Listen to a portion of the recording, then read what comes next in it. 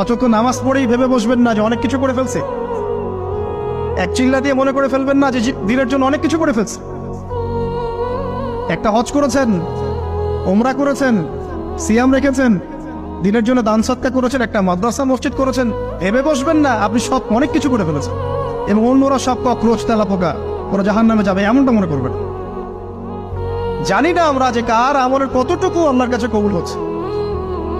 তো এখানে এই ব্যক্তির সমস্যা ছিল এই, সে নিজের আমলটাকে অনেক ভারী মনে করছিল এবং সে স্টেটমেন্ট দিয়ে ফেললো যে তোকে আল্লাহ পাক মাফ করবে না। এই একটা কথা মন থেকে বলার কারণে তার ইহকাল পরকাল দুটা বরবাদ হয়ে গেল, সে জাহান্নামে চলে গেল। ঠিক আরেক ব্যক্তির ঘটনা আছে এমন, এগুলো সবগুলো রেফারেন্স আছে। এক ব্যক্তি প্রচুর ইবাদত করত, আল্লাহ পাক তার ইবাদত করার জন্যে পাহাড়ের চূড়ায় একটা সুন্দর ব্যবস্থাও করে দিয়েছিলেন। সেখানে ডালিম গাছ হতো, ঝর্ণা আসতো, খাবারের কোনো অভাব নাই। হাদিসে এসেছে 500 বছর সে ইবাদত করেছে। কত বছর? কিয়ামতের মাঠে এই ব্যক্তির অবস্থা এমন হবে, তাকে জান্নাতে প্রবেশ করানোর জন্য নিয়ে যেতে বলা হবে যাও আমার রহমতে জান্নাতে চলে যাও। আল্লাহ পাক তাকে এই কথাটা বলবেন, কিন্তু এই ব্যক্তি বলবে আমার আমলের কারণে আল্লাহ পাক বলবেন আমার রহমতে জান্নাতে চলে যাও। ব্যক্তি বলবে আমার আমলের কারণে। আল্লাহ রাব্বুল আলামিন তখন তাকে দেওয়া সমস্ত নেয়ামতগুলোকে এক পাল্লায় করবেন আর তার সমস্ত আমলকে আরেক পাল্লায় করবেন। তারপর দেখা যাবে আল্লাহর সমস্ত নেয়ামত তার একটা চোখের সমান হয় নাই। কথা কি বুঝতে পারছেন?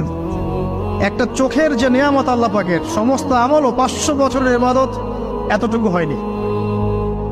তারপর তাকে বলা হবে ওকে জাহান্নামে নিয়ে যাও। এবার জাহান্নামে যাওয়ার সময় সে বলবে আল্লাহ তোমার রহমতে আমাকে মাফ করে দাও। তখন আল্লাহ পাক তাকে আবার ডেকে নিয়ে আসবে, বলবেন যে তোমাকে যে আমি ইবাদত করার জায়গা করে দিয়েছিলাম, এটা কি তুমি নিজে করেছো না আমি করেছি? সে বলবে আপনি করেছেন। তোমাকে যে আমি সৃষ্টি করেছিলাম তখন কি তুমি কোন আমল করেছিলে?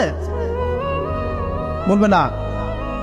তাহলে তোমাকে যে সৃষ্টি করেছি আমি, এটা কি তোমার আমলের কারণে? না।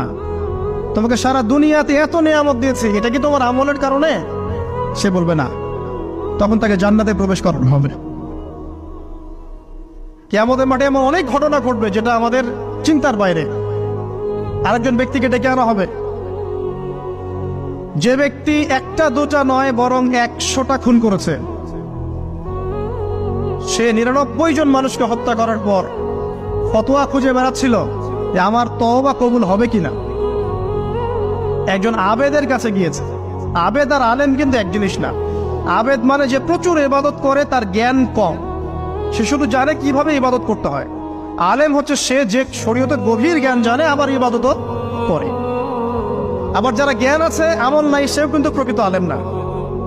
প্রচুর জ্ঞান আছে কিন্তু জ্ঞান অনুযায়ী আমল করে না, সেও কিন্তু প্রকৃত আলেম নন।